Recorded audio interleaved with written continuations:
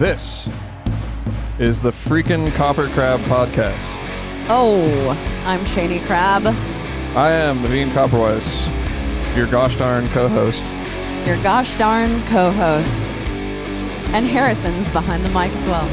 Damn, it's getting shouted out already. Shout it out. All right, if you guys want to grab podcast, KoperCrabb Podcast merch, go to KoperCrabb.bigcartel.com. If you want to grab Entheos merch, you have two options. You can go to the Band Run merch store, which is entheosofficial.bigcartel.com. And that's where you can find tour leftovers and limited edition drops. And you will want to pay attention to that store over the next couple of months because we're going to do some really sick limited edition shit. Limited edition. Limited edition.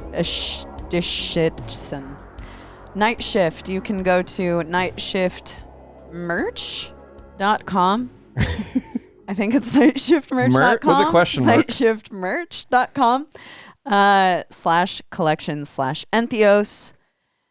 If you would like to call in to the podcast with a voicemail, you can do that. The number is 615-420-7342. You can also text that. We also just opened a brand new Discord site, server, chat room, whatever the fuck it is. Yeah, so we don't know about this kind of stuff. That's why we have our boy Harrison here showing us the ropes. He literally pulled up Discord on the TV over here and gave me and Cheney a lesson on what it is and how to use it and in true boomer fashion. He really did. It was a total rundown, and he'll probably have to tell me again, honestly. Yeah. So it's cool. I guess you can go in there and chat and leave questions and call into the podcast and do all kinds of stuff. You'll see our shows in there. You'll see our merch. It's pretty much like a behind-the-scenes look at us. Our Discord? I don't know. Our Discord. Well, we were so we got an experimental idea going on in there. Well, Harrison does, and that's we're just gonna start taking credit for everything. A Harrison live does. call-in. So we're gonna, I guess, depending on how we feel, or if anybody gets brave enough to jump in there, we'll try to take a live call. If anyone's brave enough to jump in. So, if you're listening to the podcast, the old school way, which is on Spotify or podcasts, Apple Podcasts, or the YouTube, then you are not watching us on Twitch live right now, which several people are, and you can join them by going to twitch.tv/KoperCrabb. So every Tuesday at 8:30 p.m. Central Standard Time, we do a podcast. That's right. And we do it live, and then we post it the next day. If you want to tune in live, you can be live on the podcast if you've got the courage to do so. Yeah. So we'll kind of, I guess we'll take that one by how we feel. By feel. ear. Yeah, see. See how it goes. We need that. Harrison, we're going to need that as a sample. A soundboard, I know. He claimed that he was like a huge soundboard guy. We're slowly getting him into the game. I mean, Jesus Christ, he's already started a Discord and gave us a whole lesson on it. That's true. And freaked our entire Twitch. Yeah. But yeah, you can check that out now. So last week we announced that our band Entheos, which Naveen and I are in a band, it's called Entheos. It's not called Entheos, Entheos. like Steve-O the video of Steve-O that I get tagged in all the time. Though that's an amazing video and it does have the meaning of our name, and I think that's awesome that it's becoming more widespread. We did not make up this word. It was found. It's a real word. Actually, can you pull that video up of? Yeah, Harrison, can you pull that up? So we announced a Whitechapel's Christmas benefit show. And I believe that if you bring a toy for donation, then you can get like a certain amount of money off of your ticket. So that's December 22nd with Whitechapel and Orthodox and the Guild. Two other, I mean, the whole bill is Tennessee bands. We're a Tennessee band. Hey, how do you like that? So that's in Knoxville, Tennessee at the Mill and Mine. And we got to play one of Whitechapel's Christmas benefits maybe 4 years ago. I think it was 2018. 2018, yeah, 4 years ago. And it was such a fucking awesome show. And we had a great time hanging out afterward. I crowd surfed. So I'm excited to go back and play that venue. I didn't know that the Mill and Mine was still open. So I'm excited to go and play that. That was actually that night we hung out with Mark Lewis for the first time. Who? Okay, so people on the Twitch were asking what the Golden Lobster thing is all about. Oh, yeah. So should we explain that? Speaking of Mark Lewis, Mark Lewis sent us... should we say it? Mark Lewis sent us like... It's not up anymore, so it doesn't matter. Okay, it's not up anymore? Yeah. Okay, Mark Lewis sent us like a link to check out the mixes and masters on our album. Yeah. And to get into it, the password was Golden Lobster. Yeah. And it took Naveen and I months. Maybe weeks. Maybe a month. No, it took months. It took months. It took a really freaking long time because he sent that to us when we lived in Santa Cruz. Oh, right. Yes. And we didn't realize until whatever podcast episode we shot that's called Golden Lobster Hotline. 100 it was literally that day that we realized that Mark Lewis is a fucking genius because he does spoonerisms all the time. Well, that's not a spoonerism, though. Yeah, well, he does things like spoonerism. Do you know what it's called? I don't know what that's... I don't know if that has a name, but... Okay. Yeah, he does spoonerisms all the time, which is changing the first syllable of two different words. Right, which is an amazing game to play. And now Naveen and I do it all the time, and it's... Yeah. So, it's when your dreams become a nightmare. Right. It's status. Annoying. It's annoying. I guess an example would be like... Kaveen Nopperweiss. Yeah, there you go. Lark Mewis. That's not a very good one, but... Craney Chab. So, anyways, we thought that what he was doing... I associated lobster with crab, obviously. But it took me like months to figure out that golden was the copper association. Yeah. Like he'll call Scott Carstairs like truck ramp instead of car stairs. Exactly. Yeah. So I thought it was just like a randomly generated password because it kind of, when you get randomly generated passwords, they'll sound like that sometimes. Wait, so Harrison, it would be like bald daughter. Oh my God.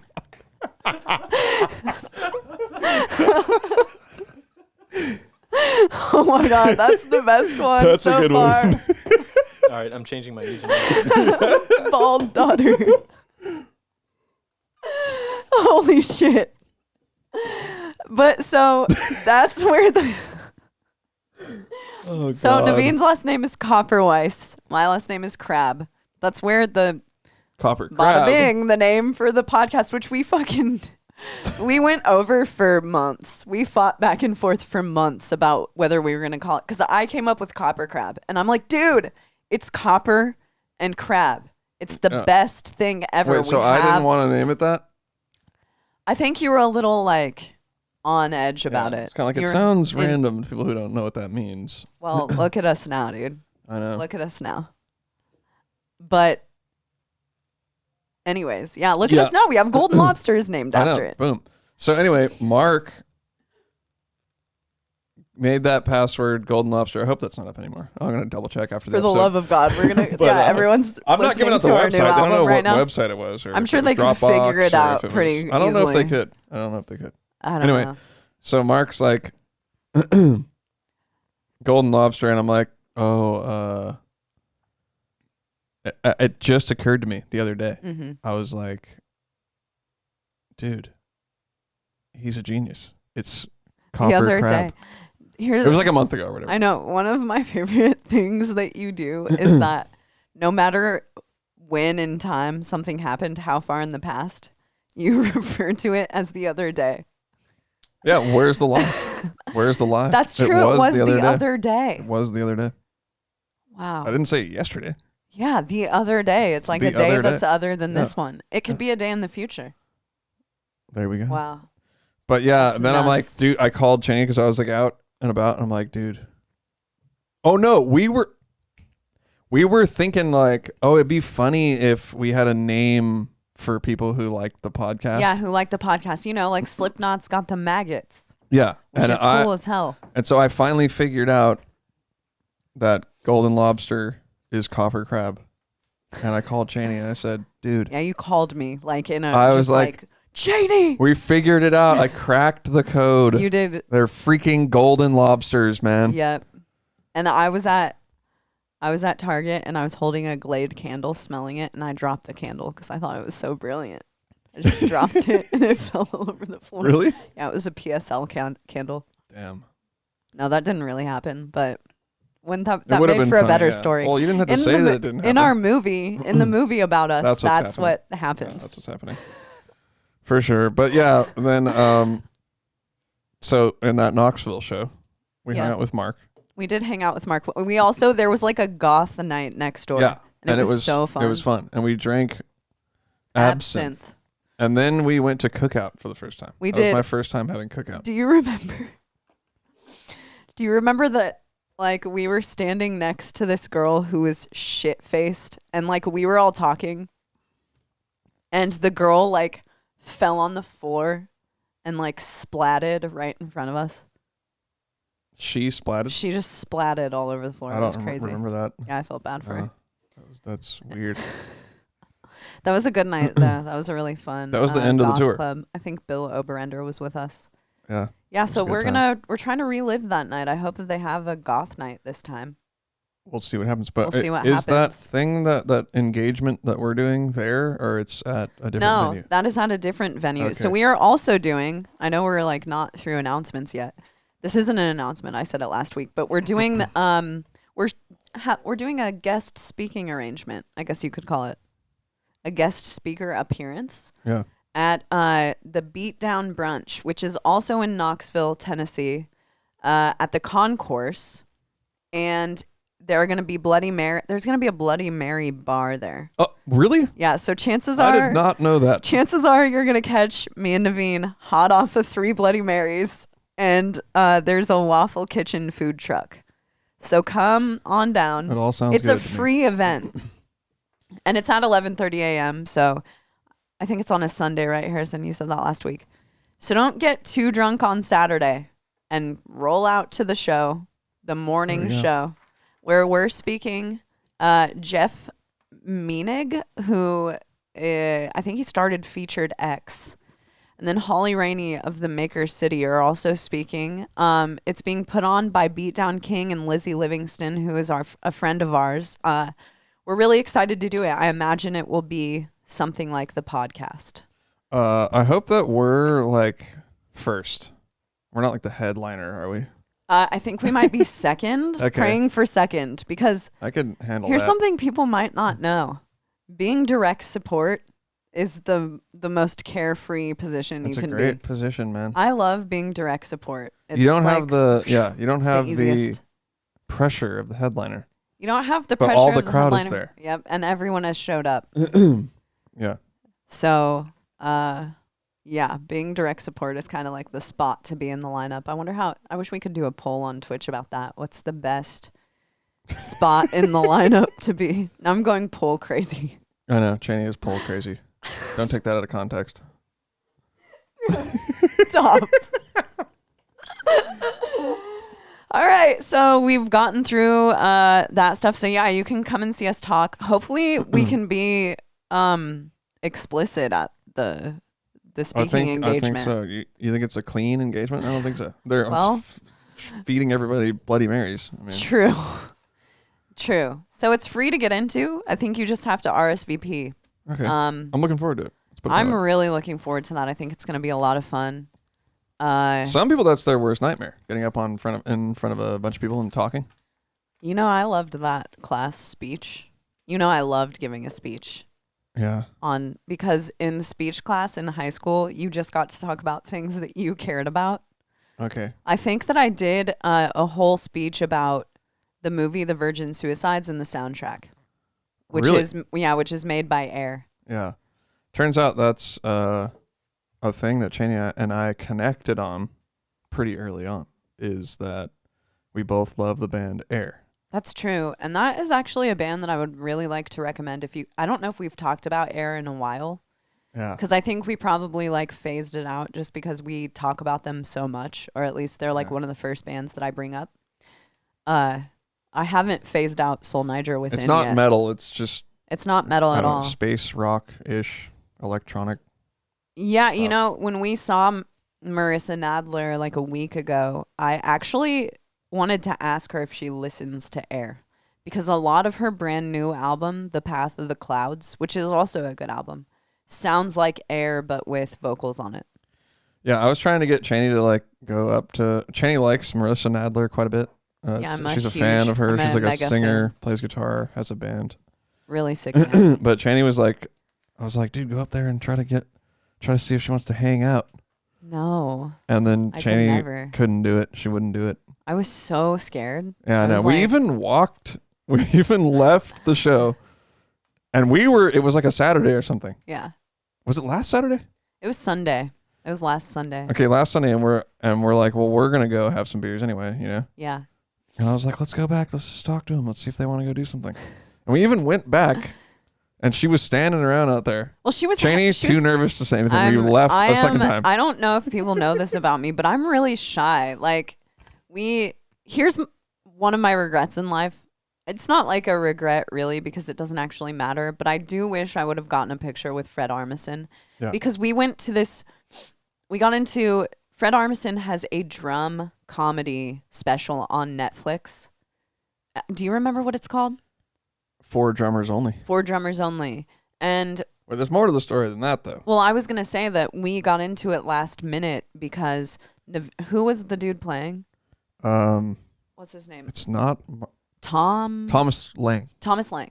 So yeah. Thomas Lang was playing, and our old next door neighbor Zach would like provide cymbals. He was like the local drum providing lesson guy. Like Zach drum rental kind of drum rental. He supplied drums for events. Like if there was a jazz show nearby, he would bring the drums or whatever. Yeah, so I think, Thomas He needed some Meinl cymbals, so Thomas Lang did.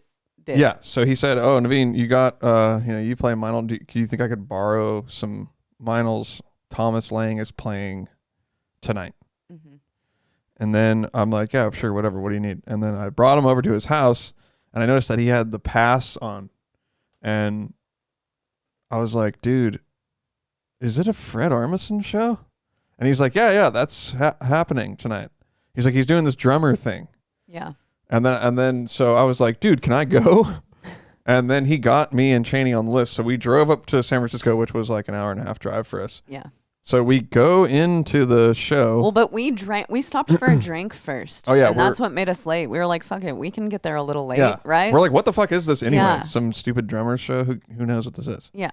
So we went and had a beer, and then we went back, and we walk in. We're like the last people to go in.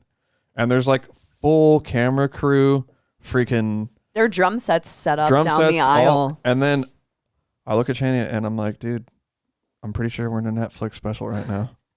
Yeah, because there were also like Netflix. There were Netflix logos. Their laminates too. Yeah, so we walked in like a little late to a Netflix taping, but so if you watch that on Netflix, we're in it, and there is a point when you can see both of us, and you can hear my laugh. You can hear Naveen's laugh pretty audibly, and yeah, you can see both of us. But it was really funny. And it's funny I'm assuming that people watching our podcast have something to do with music. Like they would get musical comedy. So go check that out because it's fucking funny and you can see us.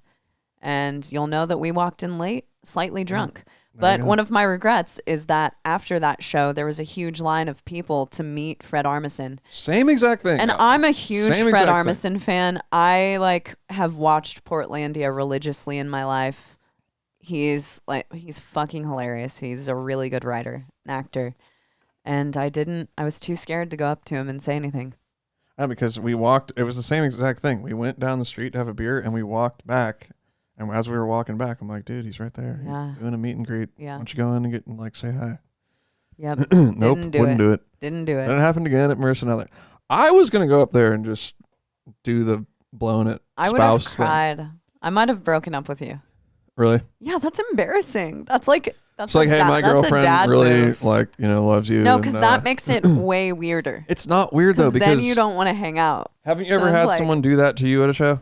Maybe. I've had someone's girlfriend come up. I've always been like, oh my God, come and hang out with me, dude. Yeah, exactly. Like, let's have a beer together. That's what I'm saying. Yeah, that's true. So it would have been, unless she had to get up the next day or something. For the record, you can come, like, Naveen and I want to talk to you if you're at a show. Come up and say hello. That's actually really, really cool.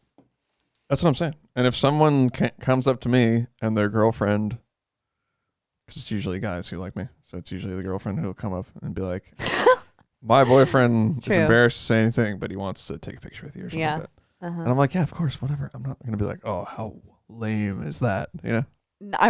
Who would ever do that? Of course, you're right, but you did hit the merch table. Anxiety. You did hit the merch table, and she was selling merch, and you bought some shirts. Dropped $100 at the merch table. Yeah. Bought some vinyl. So, and she was pretty stoked on that. So. Well, dude, she's one of my favorite singers of all time. Like, she doesn't miss. So that was a really fun show. That was a really it was a surreal experience because I've spent so much of my time listening to that music. What did you say? There's one song that she played that you're like, this song reminds me of the house being cleaned. Yeah, I was like, oh, the house is getting cleaned right now. This song means that the house is getting cleaned because I always put it on. Exactly. And it's about to hit fall time, so I'm going to be playing Marissa Nadler like exponentially more. True. It's good fall music. Air is good fall music too. Air is fantastic fall music. Well, I was going to say on the Air tip, so Air to me is highly influenced by like the Fantastic Planet soundtrack. So if you enjoy the Fantastic Planet soundtrack by Elaine Gruger, I think is how you say the name is, then you will love Air. And if you don't know what that is, I've actually come to find out that kind of music is like a genre. It's like it's this older French psychedelic rock kind of. Yeah. And there's a good mix of it on Spotify called Cosmic Machine.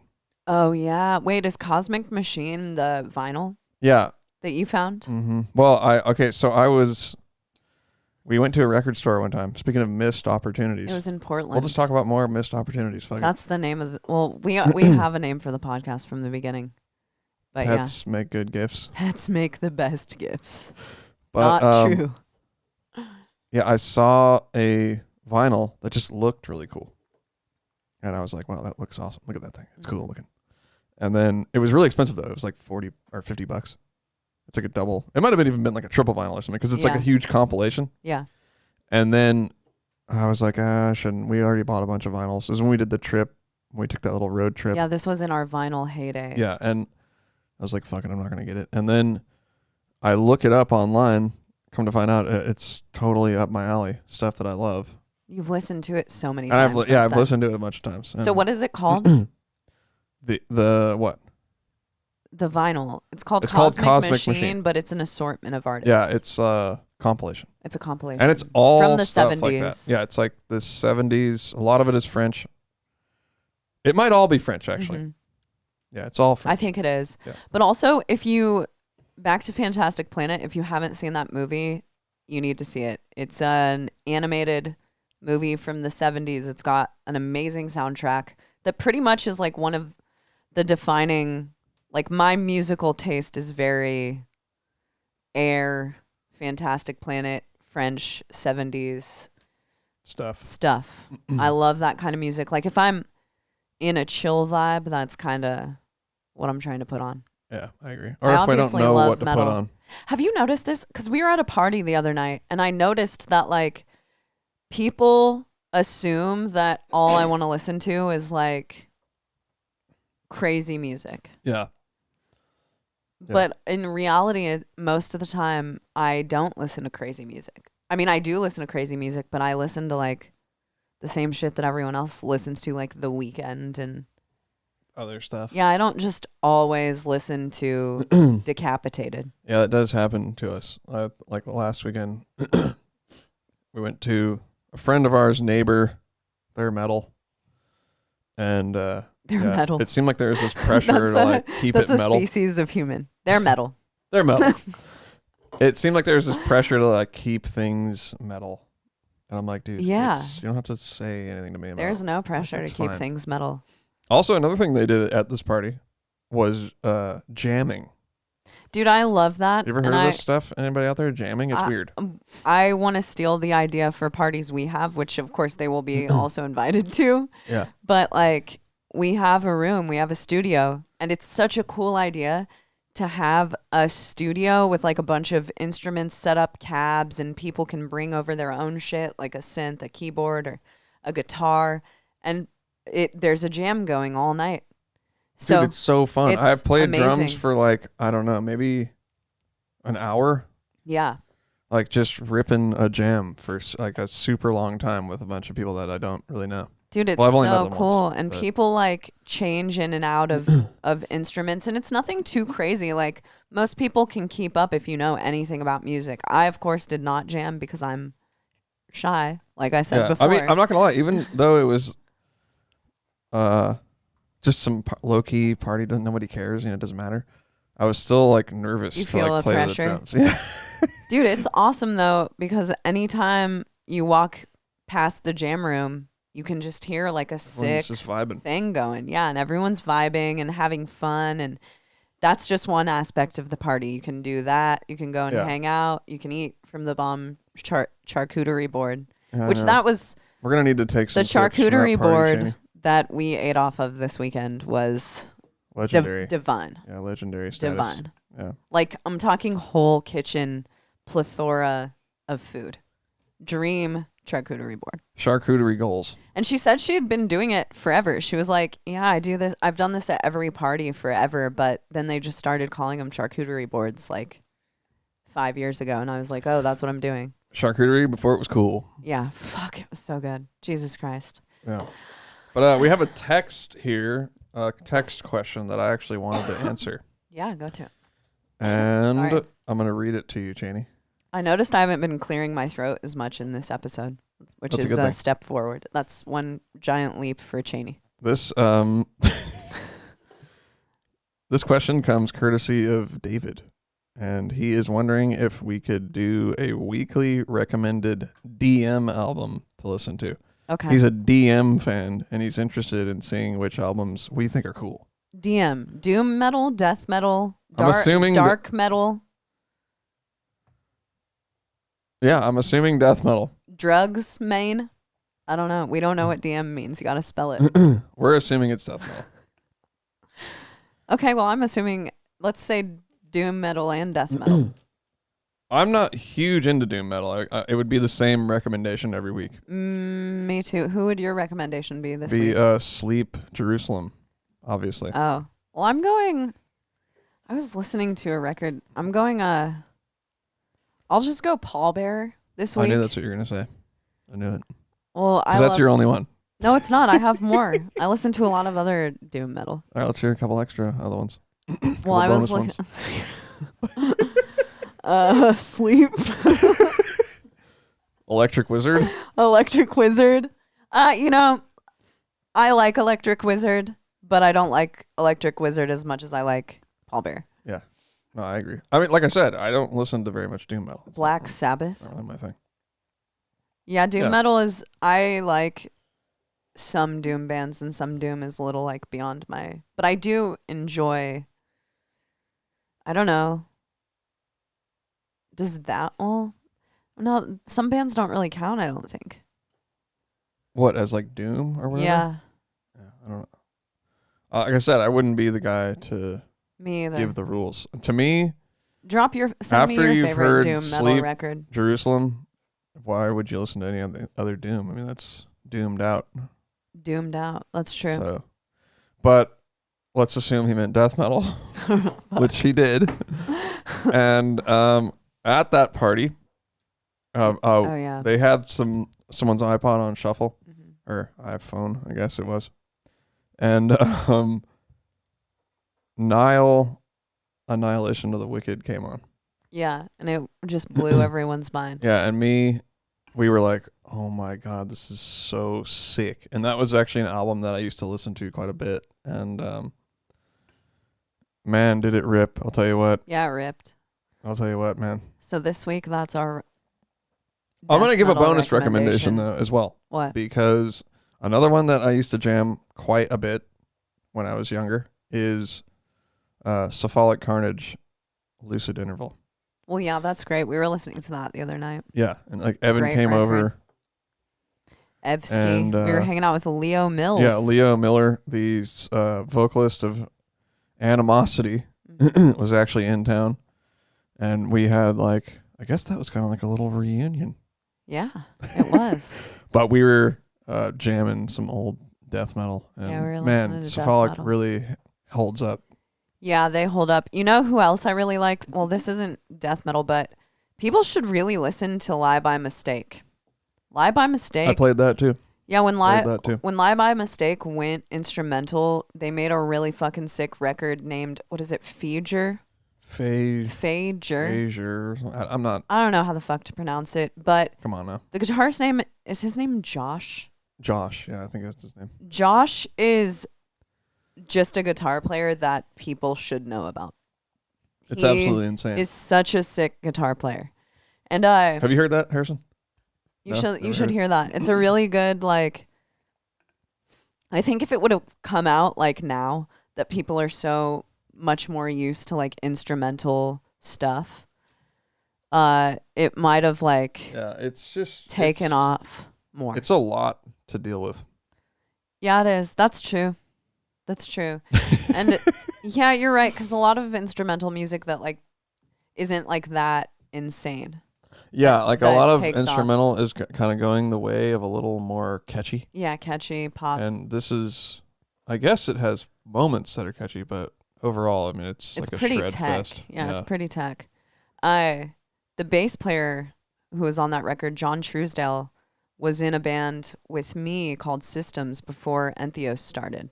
And that's like when I really got into that album. So I got into it after they were a band, but he was such a sick bass player and their guitar player was insane. Definitely worth checking out if you guys haven't checked that out, which isn't DM. Systems or No, Lie by Mistake. it's probably worth checking out Systems too. That's Yeah, you produced really that. crazy. It's crazy. It's kind of like, honestly, It's Guitar Pro metal. Super Guitar Pro. Just like so technically It's guitar really pro. crazy. I've never It's heard crazy. anything like it. There's to be cool honest. stuff in it. Yeah. Every time I listen to it, I'll listen to it maybe like once every 2 or 3 years. It's like, wow, that's Throw it pretty cool. It's in the Entheos roots. That's right. Just Cheney though, not anybody else. Well, I am the roots. Yeah. I am the roots should of we Entheos. jump into some of them Discord questions? I think there is a couple in how there. far Right? are we into the podcast? 32 minutes. Well, dude, right on time. Yeah. That's what I said. We did the banter. Yeah, let's go. Here, I'll read it. We got You the wanna send pre-show it to on me, Twitch. Harrison? Then we got the podcast banter for about a half hour. Yeah, we got the Then we do banter. questions. Although I think we should probably make the DM band of the week or whatever Yeah. a weekly segment. Yeah, we need to do that. And we also need like a little Jingle. rigmarole. Yeah. We need a jingle. All right, do it. DM band of the week. There we go. I just made it. Okay. It's really easy. What if I could what if actually there was a make- plot twist and this whole time that was our new album? I That'd think be you amazing. said that last week. That I would think be I just like stole your joke. Coming around and like mind blowing. Well, it's not. So I'm really, really worried right now that Mark still has that link active and everyone's listening to the album. fuck it if But they are. Dude. they don't know which server it's on. It's hopefully. honestly one of those things where I'm ready to leak it.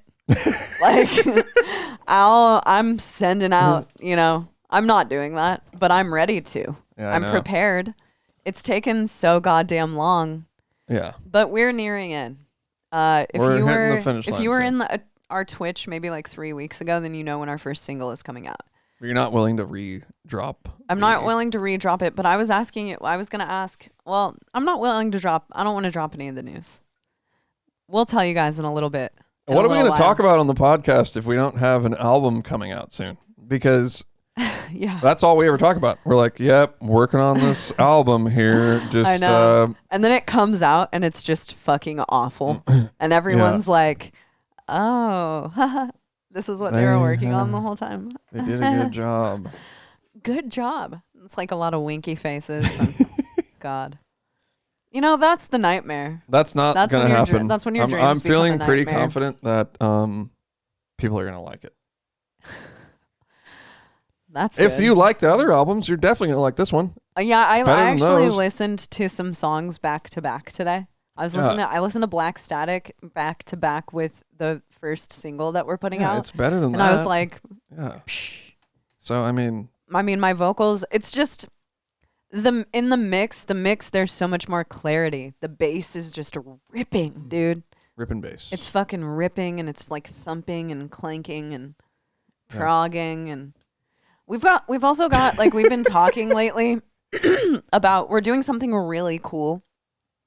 what are we doing? That's cool. Right before the Whitechapel show, we're doing something really cool. We just confirmed doing it today. You guys won't hear it until next year. This is like the local You guys band won't hear it thing, until like next year. announcement But I'm really coming excited. soon. There's no announcement coming soon. No, the local band. Okay, God the local damn it, band Naveen. thing is announcement coming soon on Facebook. Yeah. The I've pro never done band that. thing is start a podcast, and And then on then the say it. podcast announcement coming soon. There we go. Yo, okay. So do we have another question? Or let's Someone roll said they to put our question- Discord questions. Harrison, what do you got for us? So we have a bunch of questions. Okay. You can either open up Discord and read them. I could read them. I think Harrison's reading Yeah, them straight Harrison's up. Let's reading go. them, dude. Ernest Keep. He's getting stage fright. Harrison, bald daughter. Bald daughter. You don't have to if you don't want to, but I think it'd be funny. First question is, what DAW do you use for recording? Okay, I use Cubase 11 Pro. That's right. Well, is there a reason you use? Should we talk because about that? Yeah, All right, we'll you talk used about to use Ableton, and now you use Cubase. And I have to be honest, ever since you convinced me to switch from Ableton to Cubase, I have no idea what the fuck I'm doing with Cubase. It's just it doesn't seem as user friendly. Yeah, maybe. Maybe it's just Could that be. I don't pay attention. So I started recording like a lot of people on Nuendo. So that was like a big thing back. New window. Nuendo. Nuendo. Oh, okay. Okay. But it essentially is Cubase. It's the same makers. Mm-hmm. So I did Nuendo and then Cubase. Like when we did the Animals album, we were using Cubase. And then when I got big into making electronic music, I switched to Ableton because that's like really good for that. Which I started using Ableton. So as then well. I was so deep in the electronic thing. And then we started the band. And that's when I was like, okay, I'm going to start making metal again. And I was already so familiar with Ableton that I just said, okay, I'll just make it in Ableton. But making acoustic music in Ableton is like really stupid. It's just not smart. Why? It's dumb. Because there's not tools. There's no tools. Okay. Like there's no scissor tool or anything like that. Oh, right. So- Well, Which is cool. yeah. It's like it's really minimal, and I thought there's a blade. There's a blade in Ableton. There is no blade. You just put the cursor where you want, and then you hit Control E. Yeah, and you're it right. splits it, Yeah, totally. which is cool. Which I mean, that's a cool quick key.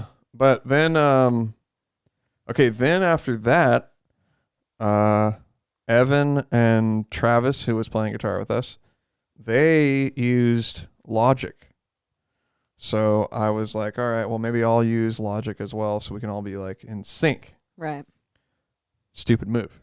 Logic sucks. I hate it. So after that, I decided I'm going to sync up with Zach Oren because we record together a lot. Could I have another Truly? So then our friend Dustin had given me Cubase 4. And with it comes like a dongle, a USB thing. Oh yeah. And so I had Cubase 4, so you can upgrade Cubase with any previous version. So like I got Cubase Pro with like all the best one you can get for like $150 upgrade. Yeah.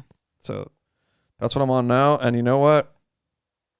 I'm not going back to anything else because Brian and I, the guy who's playing guitar with us now, one of the guys, he uses Logic, and we were talking about collaborating on some stuff, and it seems like he's pretty not going off of Logic. What I will say is that when he switched our light show to Logic, it bummed me out. It fucked up our. I mean, it didn't fuck up our light show, but we have part of it was missing. Yeah. Yeah, part of it was missing, and we have swiples. Swiples with our lights, where they will rotate sweep back and forth, and those all got cut. Yeah, that was an oversight. That was an oversight. But that's here nor there. That was illogical. Yeah, that's fine. That's here nor there. That's not Logic's fault. It's not Logic's fault. It's Brian's. It's Brian's for switching everything to Logic. I entertained the idea of going back, and then I opened it up, and I was like, you know what? This is not going to work. So I'm loving Cubase 11. It is the freaking bomb. Amanda, yeah. It's got some features in there that I haven't found in any other DAW. So there we go. That's what we're going with. Bing. Sorry, I was just shouting out Amanda July up in the chat. My girl. Up in the chat. All right. The chat lines are open. The chat's hot. The chat's hot. All right, Harrison, what you got for us? What's the next question? All right. I will say that the last question was from Haunted One, and this next one is from Narlos Slamtana. Oh my fucking god. Narlos Slamtana. That is the name. That's number one name of the night. That is freaking number amazing, one screen dude. name next to Bald Daughter. Harrison's new name. It said, yo guys, been jamming the fuck out of Dark Future for the 100,000th time lately. Whoa. Almost forgot how much I love the guitar tone. I know we sorry. Harrison's getting anxious. It's all good now. But any comments on the gear used for that record? Okay. It's kind of a cool question. That is a cool question. Let's think about that. We did I think Travis reamped the guitars with Tim. That was most likely an EVH. Yeah. Cab and head. Which one I couldn't tell you. And he uses a Jackson guitar for sure. Yeah. I can speak more about the drums. The drums were we did that album. Excuse me. 100% acoustic drums. So it was kind of where I was at the time. I was acoustic kick drum. That's what you get that's what happens with our band. You never know what you're going to get. Yeah, you never know what kind of like midlife crisis we're going through. That's right. So I go through phases a lot. I'm a phase guy, obviously, if you know anything about me. I'm a phase guy.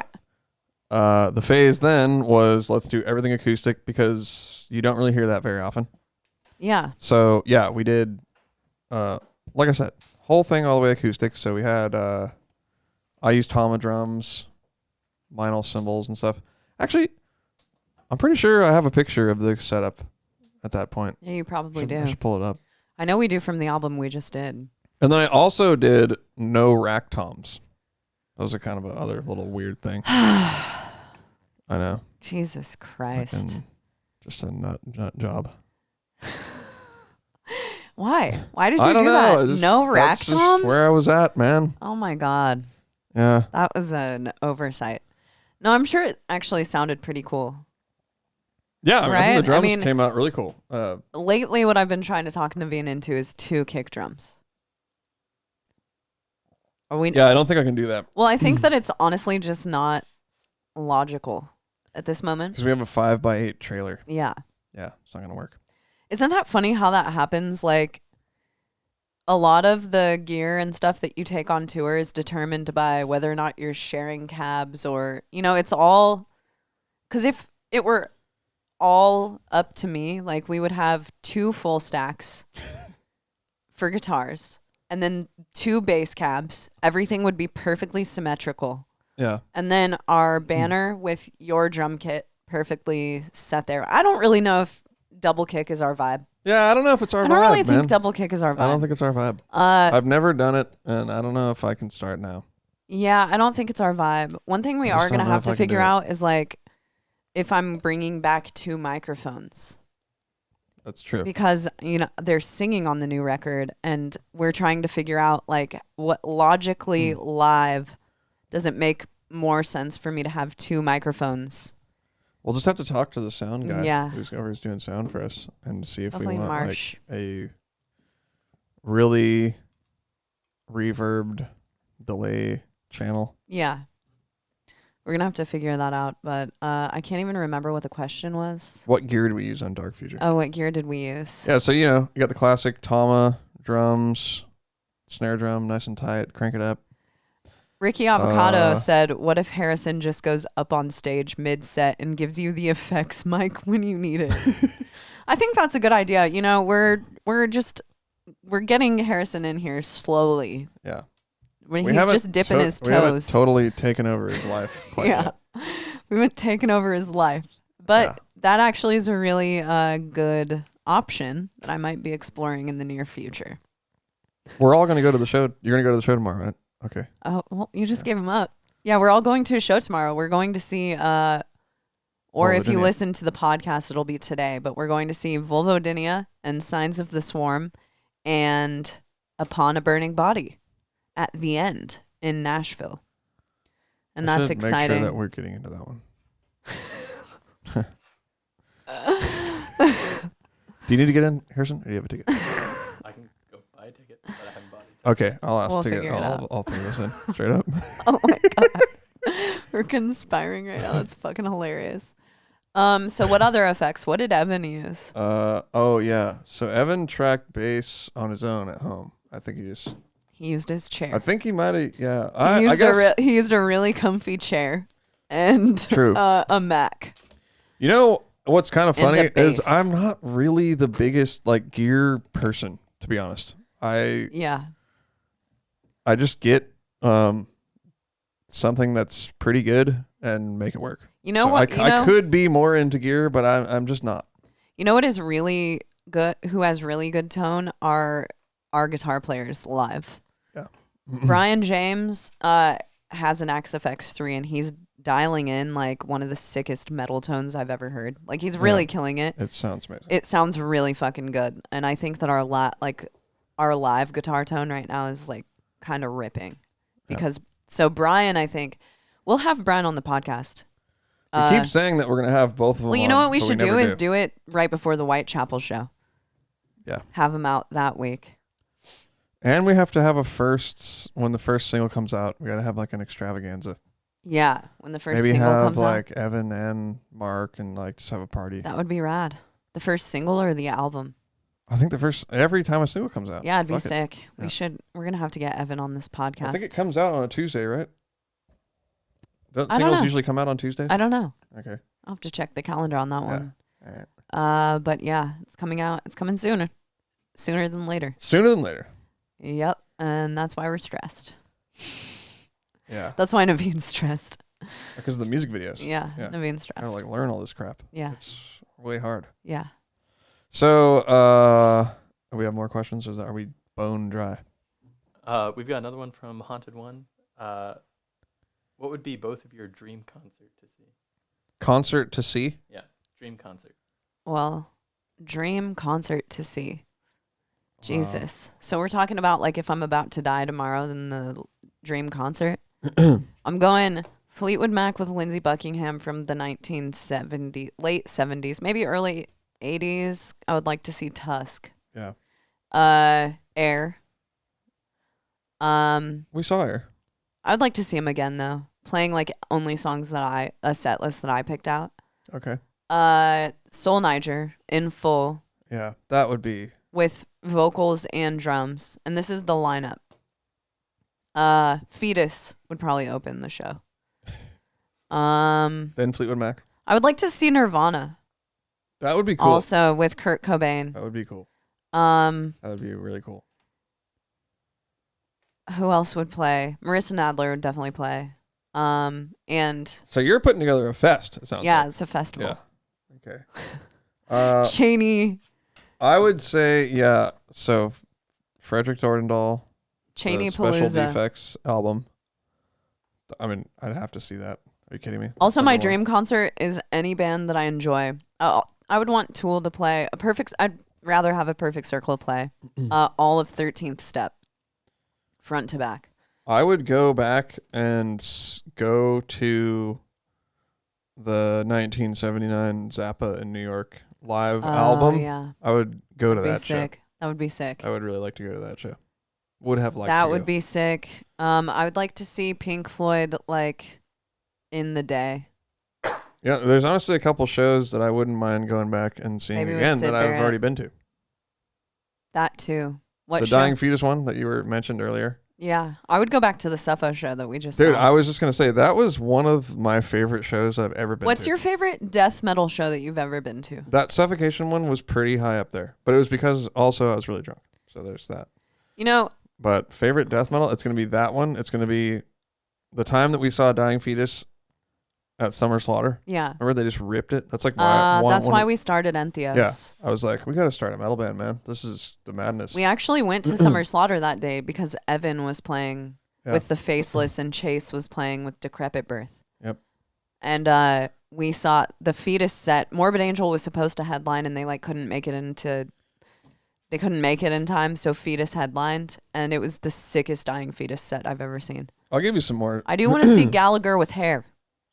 I know. I'm trying to see that. That's the plot ultimate. That's like an M. Night Shyamalan plot twist. John Gallagher had hair the whole time. Long hair. The day we found that out, there were just shockwaves going through our household.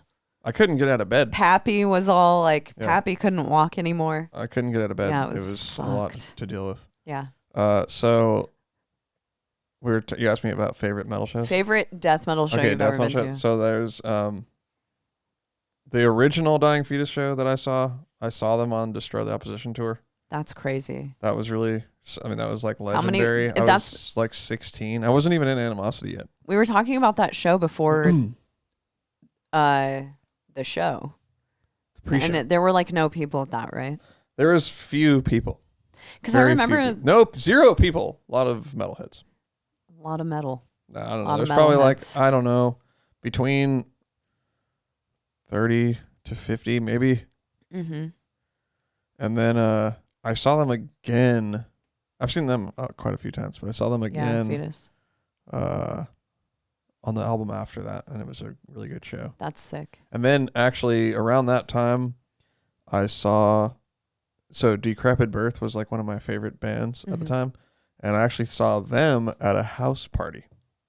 Wow, that's fucking sick. Yeah, and they brought in a pretty they had a lot of PA speakers. I'm not gonna say it was a good PA, but and they had the triggers all cranked up, and dude, it was like one of the most legendary shows. That's It was awesome. a house party, everybody's all drunk and rowdy, pitting and stuff. It was fucking sick. It was actually at Joel's house. Oh yeah. Yeah. What's the name of that place? Thunderdome. Rest in peace, Thunderdome. And I went it to was a show New there. Year's party. I moved to Santa Cruz in time to go to a show at Thunderdome. It was at the old one. There was another one. That was a Okay. different one. Yeah. I think there are shows that you named that are some of my favorites, but I saw Origin in 2006 or 2007 with Freight Train on vocals, and that show changed my fucking life.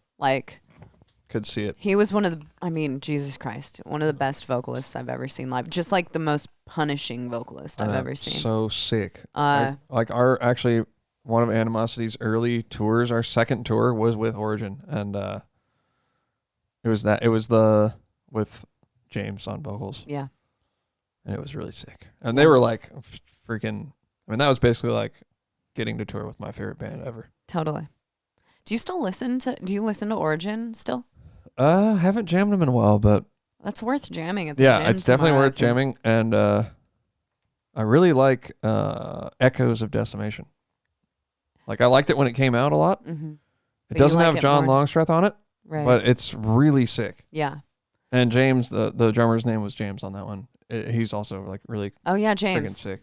Which John Longstreth, one of the best DM drummers of all time, if not the best. The legend John Longstreth. I agree with that. We still need to get him on the podcast. He would do it. Well, I almost had him on one time, but something happened. Okay. We were gonna have him on, but we're both big fans, so Huge fans. yeah, he fucking rules. I'm trying to think other DM shows that were super mind blowing to me. Dude, seeing so Fetus many. back in the day. Seeing Cephalic Carnage was fucking sick. Oh, I there saw we them go. in Yeah. Iowa City in maybe 2006 or 7. It was around the same time, and that was such a good show. That was They were something I amazing. brought up this weekend when we were hanging out. Yeah. Is Animosity played a random show at a really small bar in Texas. It was us, this band Kill the Client, and I remember Carnage. that band. Yeah. I remember them. And it was a freaking sick show. Mm-hmm. It was the lineup that was on Lucid Interval. Right. And that was like a huge, it's weird. It lined up where every time I got really into an album or a band, like we got to tour with them or play with them or something. So I like saw a lot of my favorite bands during my favorite album of theirs. You know what's been cool with our band is that that's kind of happened to me with a few bands that I like really listened to a lot back in the day.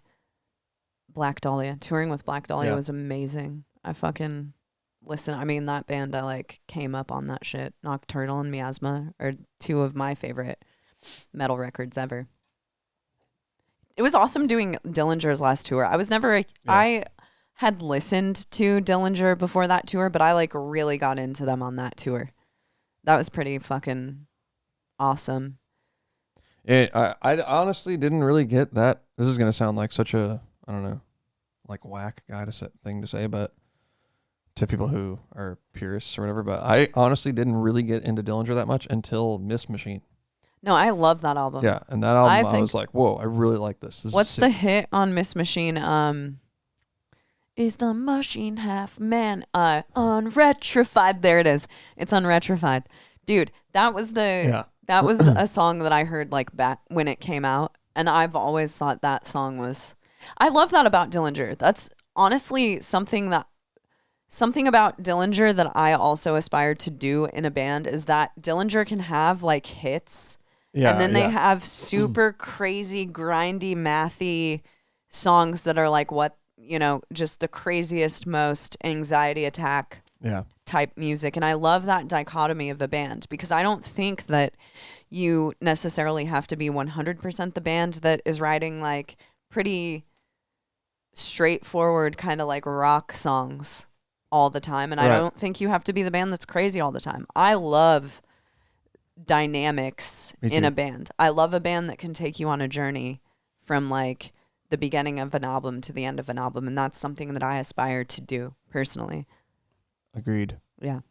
I mean, I love that, and I like the other thing. I like the other thing too when bands just kind of have their thing and they just do it. I do too. Like with death metal. Yeah, totally. Because not every band is like a super. Honestly, I don't want to hear.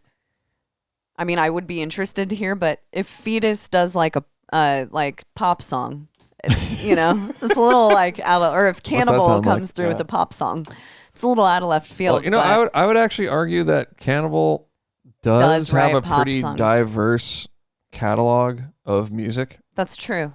If you to the discerning ear. Yeah. Well, like they have. First of all, they have From Skin to Liquid, which is like to me it's a progressive instrumental song. Yeah, that's true. I see what you mean. Like alluvial and that kind of stuff. Mm-hmm. It sounds like From Skin to Liquid to me. Yeah.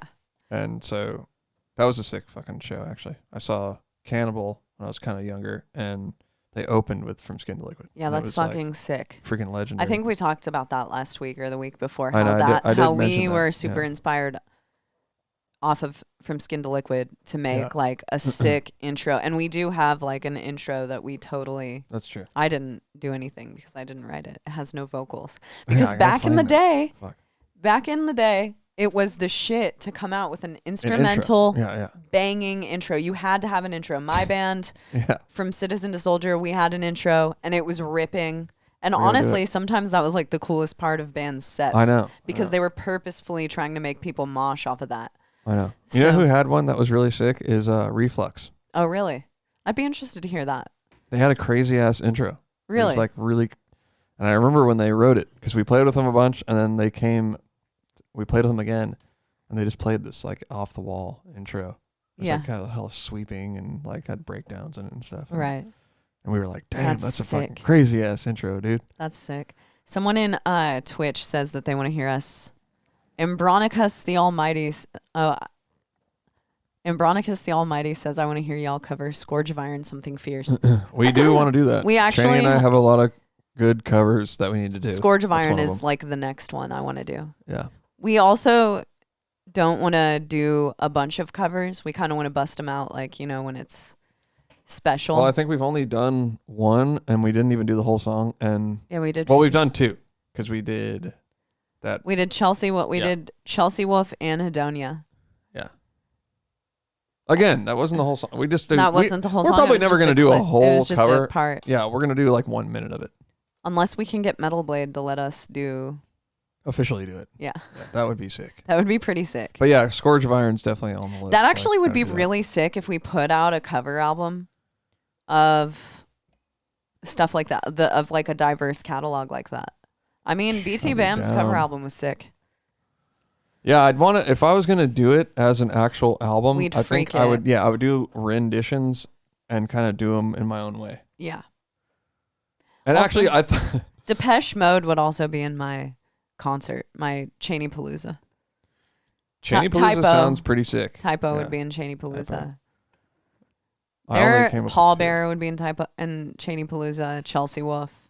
So just every band you like. Boris. Fever Ray.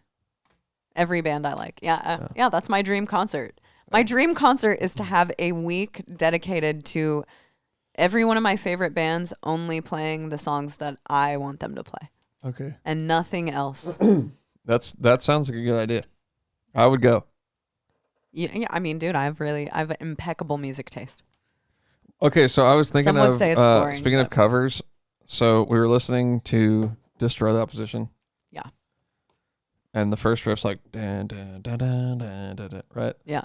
So I was thinking it would be really funny to do a rendition of the KoperCrabb theme song, but it goes like that.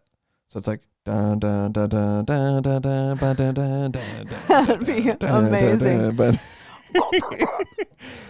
like do it in the style of I don't know song titles really. I know that it's called like Opium of the Masses, I think. The song's called, but anyway. It is. Opiate. It's something. It's opiate. It's something opiate, and then like that's anyway. I don't know. Yeah. Because the other night I got called out. Like I was wearing that Putridity shirt. Oh yeah. Well, and the guy's like, "Oh yeah, let's hear. Name me 3 songs from that band," you know. And I was like, "I can name a couple," and I'm like, "I don't really know song titles." Well, so I wanted to bring this up actually because people have this.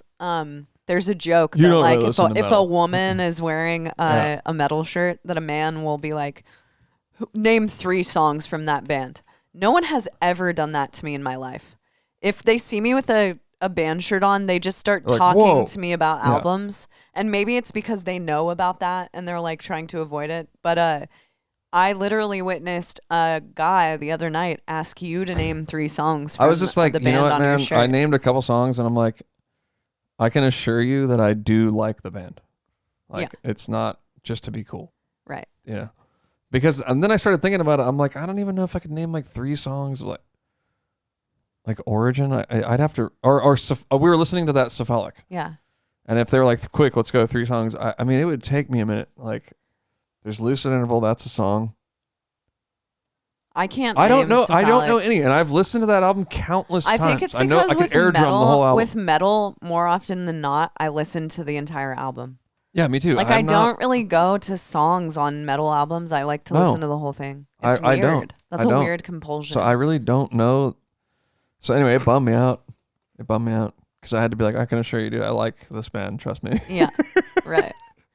I like the fucking band. I'm not wearing a Putridity shirt because I just came across it one day. And then I was like, Jesus dude, Christ. you know this band? And he was like, yeah, he saw them apparently. Apparently they played here like before we moved here. Well, you know what? I don't believe him. Why doesn't he name 3 songs by them? I should have said, well, let's go. He should name 3 members. He saw him live. Name 3 members of the band. I know. Remember Name Brutal Dave? member. Brutal Dave. He follows me on Instagram. Boom. What about that? That guy. You should have asked him. I should have been like, dude, Brutal Dave follows me on Instagram, so trust me, I have the authority to wear this shirt. How about this motherfucker? I wear whatever the fuck I want, whether or not I know the goddamn name or not. No, in hindsight, the move that I wish I had done is just been like, you know what, song titles really aren't my thing, and I listen to this band, trust me, don't worry about it. I've thought about that like several times in the last week about how that guy asked you. I know. Why were we even there? Why were we even? Because I was like, bar? Man, I've just been made to be a poser after like listening to metal my whole life. It sucks. Are you a poser, Poser, or Poseur? That's a fancy poser. I don't know. But I am, in fact, a poser, apparently. True. Is there another question, Harrison? Oh, there's a Harrison question. There's a all right, let's go. People are asking Harrison questions already. Can you name 3 Meinl songs? Oh, can you name Actually, 3 I can Meinl songs? name 3 Meinl songs because I sold Meinl 3 songs. Damn, what are their names? One is, I just made them up like on the spot. Melodic is one of them. Heavy is another one. And I can't even name my own song. That's what I was thinking. Okay, melodic, heavy, and there's one more. I was just thinking those are I actually, can't even name all of my own I'm glad songs. you brought that up because this is a thing. Meinl has tracks for people to play to on their website. Yeah. With no drums on them. Right. And 3 of them are my songs, which I did, in fact, give to Meinl. They own the songs. That's super cool. Melodic, do you heavy, think you got enough money for them to own your material? Sometimes I'm like, man, I'm going to buy it back. But I'm going to buy that shit back and make my own money. Well, no, one of the songs you really liked, and you were like, dude, we should have used that. I was pissed. I know when I heard it. Well, can we just use it? Can we just rip off your song? Now we're ripping off songs that you're giving to people? Heavy, we really need to rip ourselves off. Okay, so this is a testament to how I don't know song titles. I don't even know the title to my own song that I wrote for Meinl. So, Right. I mean, am I a poser with my own music now? Yeah, dude. You're I don't even think that's possible. poseception. Yeah. That's what you've done. I can remember most of the things probably. I don't remember some song names that I've made. Yeah, How can I remember all of that? it's- I definitely don't remember names from like bands that I was in back in the day. I have no fucking idea. Yeah. I don't know the name of our You know album. what I do and know? we had an Album titles. I know album titles. What is it? Of which? Yeah, I don't know. What's the Putridity album title? It's Okay, so I just don't know how to say this word, but it's like ignomamous atonement. Oh, speaking of Ignominious. Ignominious, I think is the word. All right, atonement. so everyone That's the go album. check out Ignanimous Atonement by Putridity. I mean, the album is sick. Straight up. Ignominious Thing rips. Atonement. I'm sure it's the top one. It's a sick one. So I was going to ask you, because this week, for the first time, you tracked a band in your studio. I did do that. That's a huge accomplishment. I know, that is true. That's amazing. Drummer came through. Well, explain, because so people should know, we bought a house that had like 2 unfinished rooms, essentially. Kind of like a whole unfinished wing. Well, we ripped them all apart. We Yeah. took everything out of it and demoed it, and then we built a studio in the back of the house. Yeah. And what's funny is I didn't even put out there, hey, I want to record some bands, because I didn't really think of that yet. I don't really think of the studio as being at that level yet. It's Or not for other totally- people, really. Yeah. Like, I only kind of think of it as being the studio that we do all of our stuff in. Right. But somebody messaged me and said, hey, we want to record a couple of drum tracks at your studio that you're always posting at. Like, can we do that? And I was like, yeah, sure, let's do it. And I hooked them up super cheap. Just did it for fun. It was a learning experience because I was like, okay, there's a bunch of stuff I need to get. One being like a little headphone mixer for the drummer. Duh. Yeah. So I think I'm down to, oddly enough, after they messaged me, I've got a few other people who have just hit me up wanting to record here. So I might be taking on recording sessions here. Yeah, that would be cool. So if you want to do that, you hit me up. The name of their band was Plagueis. So they're cool. They're from Nashville. They were cool. Yeah. I don't think they've put anything out yet, but No. But the drums sounded look out for that.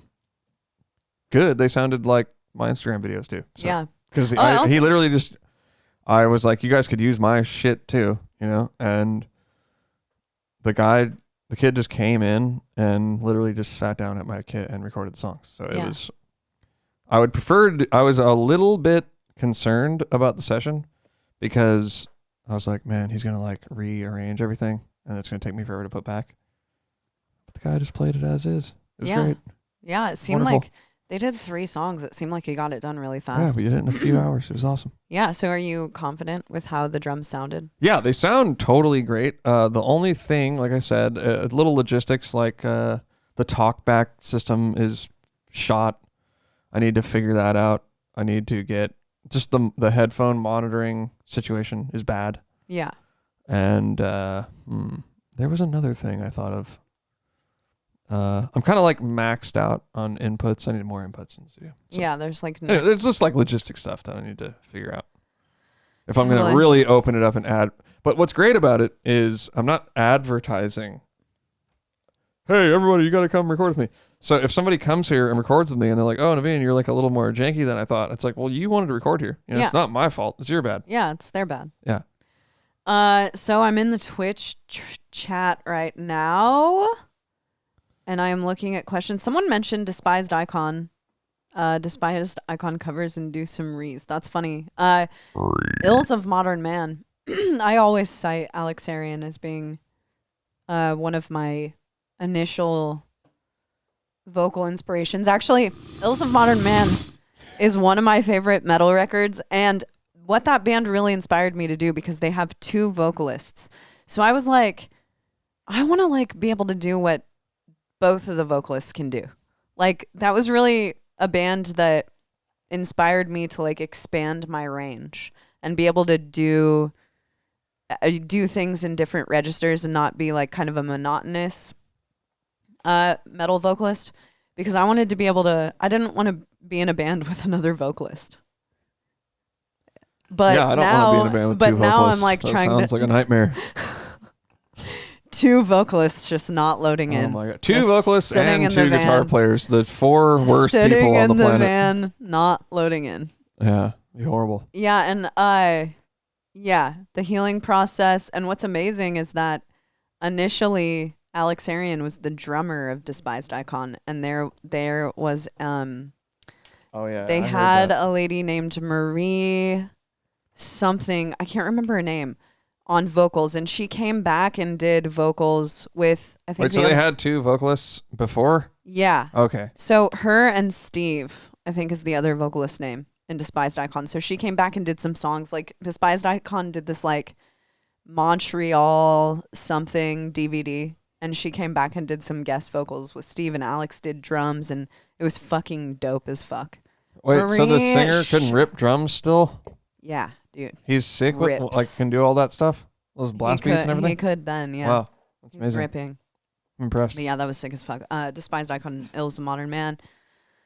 Is Ambronicus, is there anywhere to listen to Cheney's old Iowa band From Citizen to Soldier? Can't find it anywhere. MySpace.com, dude. Yeah, William just answered and said SoundCloud. There are only 2 songs. So yeah, I only actually tracked 2 songs with that band, and funnily enough, which I didn't even think of, funnily.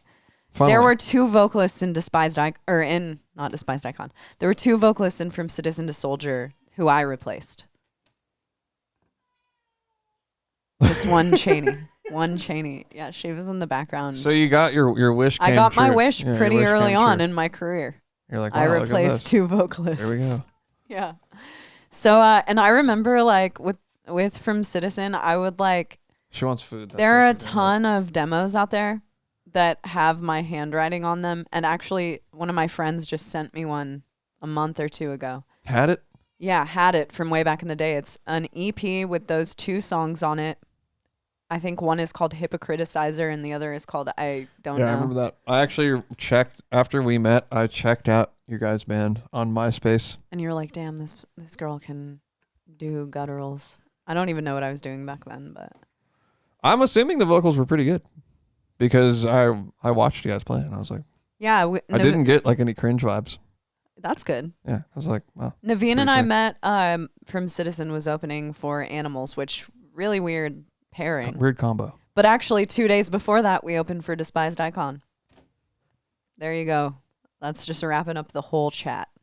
Yep. The whole Twitch chat. Bringing it all back. That's what you call a good old fashioned. Is there more? Are we out of Discord comments? We have a ton of questions. All right, let's do some more. Serious? Let's do some more. Fuck, dude. We're keeping Harrison here all night. We'll keep going. All right, we've got one from good old Jake Scrappile. Okay. If you could interview any musician in history on the podcast, who would it be? Whoa. Any musician? Zappa. Right. Frank Zappa. I know, that's what I was thinking. Obviously. Yeah, that was the first one that came to mind. 100%. I mean, we wouldn't even have to interview him. He would just talk. Yeah, but I I feel like we would just not be worthy, you know? It's okay. Oh my God, dude. It's okay. That's her new thing, man. We started Shiva, giving her our cat, freaking cries all the time. Okay, so we started giving her this food that she really likes, and now it's like she just meows all the time now for the food. It's bad. Yeah, it's like a crackhead. Horrible. It is Seriously, literally it's like a crackhead living with a heroin addict. But it's she's our problematic, cat. dude. She cries, she meows all the time unless she's outside for like 5 minutes. And we let her outside all day, for the record. She doesn't want to go outside. For food. It's just she's got a lot of weird stuff going on, man. She's addicted to food. So yeah, we have a Discord now, which is where Harrison's reading all the questions from. Harrison is the producer of our podcast. He's been on the show for 2 weeks in a row. He came back. So is there another question? He's on Harrison? He gets the equal salary as us. He's getting an equal salary as us. Which is We're nothing. cutting him in.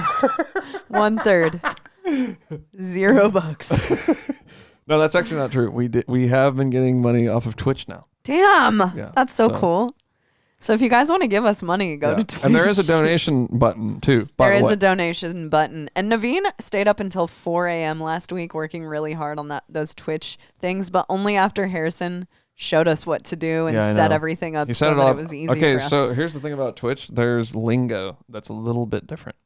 So those are called panels. What? No, they're not. Yeah, they are. Oh that's what I had to Google Twitch panels, and that's what came up. And I was like, okay, I gotta make some of those. See, we're learning. And then if you do subscribe or donate or whatever, do anything interact with the channel. Yeah. You get an alert, and you get your name up on the screen. Oh, that's awesome. So super cool. Little incentive for you guys. All right, Harrison, throw us another question, all right. Bruh. This one is from Narlo Slamtana again. All right, we're gonna have to limit everyone. One per podcast. One thing. All right, no, I'm just kidding. I like Narlo. Narlo Santana has the best name of the night. Yeah, I just like saying his name. Yeah. Naveen, since you had a big hand in the electronics programming for Entheos, I have a two-parter. Have you ever listened to Mum with like a little accent on it? Okay. And then some of your electronic leads in Dark Future remind me of them. Also, did you have any part in programming the electronics in Animals Weightless? Okay. Yeah. So I did, in fact, do the Animals Weightless synths. I also did the Joy of Motion, too. Yeah. So even though I wasn't in the band, they still asked me to do the work on the synths, and I did that. I'm in a huge anti-synth phase right now, so I spend zero time doing it right now. On the new album, I did very minimal synth, and I did a lot of the layering with just guitar. That's kind of where I'm at right now. As far as Mum goes, I've never heard them. But we're probably influenced by similar stuff. That's why it sounds similar. Yeah. Yeah. So that's where I'm at with that. But I want to do a synth thing again, but right now I'm kind of in this phase where I'm like metal should sound like metal and not have synths in it. So that's where I'm at. Well, it's not that it shouldn't have synths in it, but what I do enjoy is that, and that's also not to say that there aren't layers on our album, because there are a lot of layers on our album, but it's all made with guitar. And I think that really where we were going with that is that we want things to be able to be replicated by a band. I don't want to be so reliant on like a track. And I think sometimes when you go a little too much with the synths, they can be distracting too. So there is layers a lot, and there are synths for sure, but they're more, it's the type of thing where you would only really notice it if it wasn't there.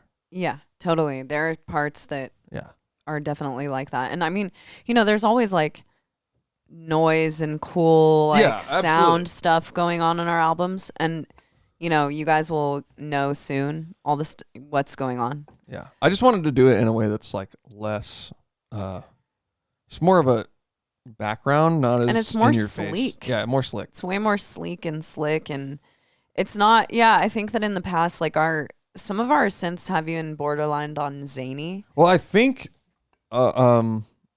it's definitely cool what we did, but I was coming straight out of Animals, and I think the type of synths that work great for Animals don't necessarily work great for us because we have a vocalist. So sometimes I feel like I might have gone a little overboard, and it was competing with the vocals. Right, yeah. So if it's an instrumental band, you can go a little more over the top and have more zany synths that are like all glitchy and crazy. Right. And it sounds really cool.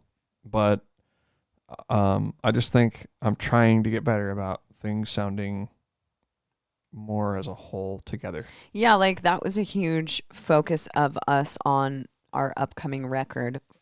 Focus for us is that there's a vocalist in our band. And I'm the vocalist. Right. And sometimes it's hard to write parts over things that sound like they would be like done by an instrumental band. Yeah, there's like, okay, the drums are super crazy, then the bass is super crazy, then the riff's pretty crazy too. And then there's a crazy synth on top of that. It's like, well, sometimes there are too many cooks in the kitchen, and it's like you're that's what's good about a band, is that you're playing to the strengths of the band. And the band can go apart on solo albums. You know, everyone in our band you and Evan both have solo albums, and they're way zanier and way more like instrumental. However, when we come together, there has to be a nice balance between all of the things. Otherwise, it's not quite a band. Yeah. So that's what we've been trying to do. That's something that we care a lot about. about. Even though he didn't ask about that at all. Yeah. What's that called? Trojan horse? Is that what that is? That's what we do. We take the Trojan horse of... Plow into there. It's my favorite thing to do. Is there more questions? Yeah, we got a few more. All right. Cool. Keep going. Fuck it. Are we going to try the call thing? Is anybody wait in the lobby? We have one guy who's been waiting since the pre-show. All right, let's put him on. Oh, geez. He's waiting? I'm going to ask another question and ping him, make sure he's still actually there. Okay, cool. Okay. But Rob McCambridge asks, what's your favorite conspiracy theory? Okay. Well, obviously, for me, I have two, and they're very mainstream, and it's JFK and 9/11. Okay. Well, then there's also, there is a conspiracy. So there's this documentary on Netflix that's about Johnny Gosch. And Johnny Gosch is a little boy who was kidnapped from West Des Moines, where I'm from, back in the early 80s, I believe. And then 2 years later, there was a kid named Eugene. I can't remember his last name, but he was also kidnapped from the same area in West Des Moines. And they were both doing paper routes early in the morning. And so they were both kidnapped. No bodies ever found. And the conspiracy here is that they were kidnapped for some sort of sex trafficking ring that's going on like underground in America. And there is some proof, if you watch the documentary, that goes along with that. And Johnny Gosch's mom has been like kind of, labeled as kind of a like kook, I guess, like someone who's crazy, and by people. But she tells a story that Johnny came back to her when he was a little bit older and like knocked on the kitchen door. Wait, he did? Oh, he came back. That's what she says. Okay. That he came back and knocked on the kitchen door and told her to stop looking for him and that he was okay. And then he left again. So that's a conspiracy that I find really, really interesting. And that he didn't come back. That's the conspiracy. No, the conspiracy is that he was kidnapped as a part of this trafficking ring that exists. And if you watch the documentary, there is some proof behind it. But it's a conspiracy that exists. Yeah, I don't know. That it's like to really serve politicians and like high I'm not really ups. big on conspiracy theories. When I hear them, though, I'm interested to hear them. Yeah. It's cool. I don't mind it. We have a friend who's kind of like way into conspiracy theories. And, I mean, after a while, I'm kind of like, all right, I get it. Yeah. And it's but like, for me enough. personally, I don't know. I don't spend any time on conspiracies, but I'm sure I could get down with them all. Yeah, I don't think either of us really spent time I wouldn't on say it, I would but get that's one down with that them, but intrigues me. I will hear people out. I'm fine hearing people out. Yeah. No, it doesn't offend me Right. in any way. Right. Is the person still there? Yeah. Oh, hold. ready to Are go. you serious? Yep. Who is it? Jason Sukoff. All right, caller. His name is Unactive Member. I'm going to add him in now. Unactive member. Unactive member? It's got to be someone who's going to Okay, trick caller. us. You're our first call. All right, hey man, you're up. Oh, we got our first caller. How do I sound? Pretty good. Can you hear us? Yeah, I got you. This is pretty It clean. sounds like crystal clear. Yeah, I this thought is it was pretty clean. Harrison talking at first. Yeah, I have a pretty nice setup at home. I have like an SMB at home. Okay. Whose voice is That's this? I better feel like than I know ours. this voice. Do I know your voice? Well, we met at a show in on the Tech Track tour. Okay, where? Where? This is pretty cool. This could be something cool. I don't know. This is cool. I know, this is pretty cool. This is crazy. The Crowfoot, I think. What? And Hamtramck. Oh, wait, no, okay. It's not the Crowfoot. What's it called? It's can't named remember, by yeah. my friend, or it's owned by my friend Max, though, who I know from the Sanctuary. Yeah. That's it. Yeah. Yeah, so the funny story about that spot is that I've known Max Lang since I was like 17 or 18 years old. He was a member of my first band, Prevail in the Hell of Gunfire, before I was a member. And, you know, he was also in this band called Sender Receiver, but he went on to Dude, I'm pretty sure I the saw that Sanctuary in band. Detroit. Did they ever go on tour? Yeah, they toured a lot. They were like Yeah. the band that made it out. Did they have like fluorescent lights behind them? Maybe. I might have seen that band. I With could see Animosity that. at a house show. They were a grind band. Okay. Anyway, caller, what's your question? Caller. Well, I got a bunch, so I was gonna give Okay. Naveen a suggestion for a band if you've Okay. heard of them, All right, let's go. and I got her to figure out how to pronounce it if this is right, but I'll try it. It's like Thrakill. So yeah, dude, I really Naveen like that guy. loves. Okay, Yeah, all right. So he has a song with Ron Jarzenbeck. That's how I found out about him. And it's seriously one of the best songs I've ever heard. I mean, it is freaking insane. Is it off one of the EPs or is it off the album? So it's Like a the Blue Album? standalone song, and it's called okay. Zombie Kill. So it's I guess a Damn. play on words somewhere. Like That's the one. That's like one of their tracks I haven't listened to. I've seen it. I've seen it in like the other albums they're on. dude, you Spotify or must whatever. listen to that Yeah, you song. have to listen to it. Do you like will. Ron? Do it Do you tonight. like Ron Jarzenbeck? I don't actually recognize. Okay. The name. Oh, He's a fuck. guitar player. Really, he's really a insane. guitar god. Yeah, he's a Is lord. what he is. a lord. What Do other you- projects? a Blotted Science. Oh, okay, yeah, Yeah. okay. Yeah, I just didn't know him by name. yeah, Yeah, dude, okay. he's amazing. If you like But honestly, that Thrakill, him and the Wes Thrakill together are like, Yeah, it blew me away the first dude, time I it's found it. so good. I saw the Blue album on Bandcamp, and yeah, I saw it like 2 years ago. Just popped Yeah, up randomly. I'm okay, down so with it. so Wes has a solo album. Is that what you're saying? He's got a bunch of albums. I should listen to those. Yeah. I bet I would like them. Yeah. I was gonna say something. Okay, here's what I was gonna say is that you learned a part of that I did. Thrakill Yeah. Jarzenbeck song on guitar and you posted it on your Instagram. Dude, I bought the tabs for that song for $5. Yeah. Straight up. And I bought after I downloaded it, I was like, yeah, I'm not gonna be able to learn this, but this is really sick. All right, Cheney, well, I had a question for Cheney too. Okay. Yeah, what's up? So this is like a possible vocal injury related question. I've sent in questions before because I'm like, I want to be vocalist, but not in any bands or anything. Mm-hmm. But I had a weird thing happen over the weekend where I don't know if it was like an actual vocal injury or if it was like something burning my mouth. But have you ever had your uvula swell up at the back of your throat? I mean, not that I've noticed, but is that the potentially. little dangly thing? Yeah, the dangly Yeah, thing. yeah, the punching bag. Yeah. Maybe Okay. honestly, like if I get sick, that will become affected. And dude, when that happens, like that area of my throat will really swell up, but I've never noticed that just by itself in particular, but it always Mhm. affects my high range. It immediately affects my highs.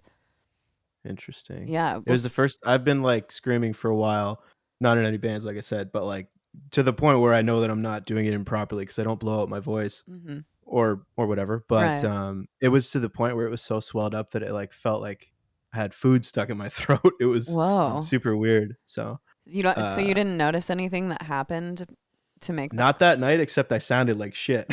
Yeah, that's really weird. I could tell that I was not sounding good. And mind you, this is just like a garage party, just on the mic doing karaoke. Well, of But, course, like- but no matter what, it's like you're gonna, dude. I That understand. might be the problem. No You were matter drunk what, and just that going anxiety. for it. Yeah, was that? Did that Yeah. happen? It could have been that I just like was just going hog wild, no technique, and just who knows. Or the doctor said like maybe I burnt it by eating something hot, and I was like, oh, it's possible I had pizza that night. So Oh shit! So That's. But I've just. I get so like if I have any kind of sinus infection or anything, like I said, my highs are the first thing to go. So I become a lot more monotonous as a vocalist, and I get so like. Even though I know that I don't think people would care that much, I like have vocal anxiety. And one time, Evan, literally in a van, I was going to skip a show that we were doing on a tour with Black Dahlia. And I was like, I'm not playing this show. I sound like fucking garbage. And Evan had like this huge pep talk with me in the van. He's like, dude, if you went to see a vocalist that you loved and they were sick and skipped the show, would you rather see them play the show and sound like shit or just not play the show at all? And I was like, I would rather see them just go out there and play the show and sound like utter garbage. So that has always inspired me. And I understand why people skip shows. Sometimes it can be like harmful to your vocals, but I've never skipped a show because of that speech by Evan Brewer. There you go. Thanks for calling, brother. Yeah, thank you, man. What was your name? Man, thanks for having me on. My name's Kyle. Hell yeah, Kyle. Shout out. Thank you for being the first. First Kyle. The first caller. The first Kyler. Yeah, thanks for having me on, guys. Talk to you later. Man. Much love. Thank you. See ya. Wow. Okay, so we have a amazing new feature of the podcast. And it sounds so crystal clear. Yeah. That's fucking crazy, man. Wow. Awesome. Well, he broke the ice. So. Yeah. So we can do live calls from now on. I think we're like nearing a long podcast, right? Yeah, I think we're gonna go ahead and take it on over to the after party. Oh, I wanted to answer one more question because it was in Twitch. So Not a Drunk said, how did you guys meet Evan Brewer? So like I was saying earlier, Animosity, my old band, we used to play with Reflux a lot. And the first time... Which is Evan's old band. Yeah. Evan was in a band with Tosin Abasi and Ash Avildsen, yeah, who owns Sumerian. So the first time I met Tosin and Evan, I don't know if it was random or not, but we played a show with Reflux in Texas together. Like we were on some little shitty run or whatever, and our shows merged. And we played, it was in San Antonio. Wow. And we met, I saw Reflux. I saw Tosin play for the first time and Evan, and I was like, oh my God, these guys are completely insane. Yeah. And then I became friends with both of them. Like, got their phone numbers and stuff. And I remember, like the first thing, we went up to Evan and we're like, hey, what's up, dude? That was sick. And he's like, oh yeah, you guys want to go smoke a joint? And we're like, fuck yeah, dude. And we've been, honestly, since that day, we've been like pretty good friends. And that was when I was probably like 17. So that was like 20 years ago. Yeah. I met Evan because Naveen and I started dating in 2011. And Animals as Leader. Naveen was in Animals as Leaders at the time, and I went on tour with them doing merch on a tour that Evan opened. And Evan toured in the same van that we were in. And obviously, Naveen and Evan were good friends, and Evan and I became friends there. And Evan's, like, I remember that, like, right after that tour, Evan stayed with me for a few days because he was playing with the Faceless, and you guys had left for Europe. And it was kind of my first time, like, being home alone. I was literally in LA alone at a house that I just moved into. I didn't really know anyone in LA, and Evan was staying with me, and he was just like, it's going to be good. You're going to be cool. Like this, he gave, there was another pep talk. I have to be honest, Evan has dropped a lot of knowledge on me in my life, and there are a lot of things that he's like the big brother type to me, and he's knowledgeable. Really, guy. He's a knowledgeable. We should have him on the podcast. Dude, we're gonna have him on the podcast. He's one of the best dudes ever. So, yeah. Okay, we're taking things on over. We're gonna rip it over onto the after party for a couple minutes. Thank you guys for tuning in, and of course you can catch us on Twitch if you want to catch us live next week, 8:30 p.m. All right, motherfuckers. See you next week. Peace. Tuesday.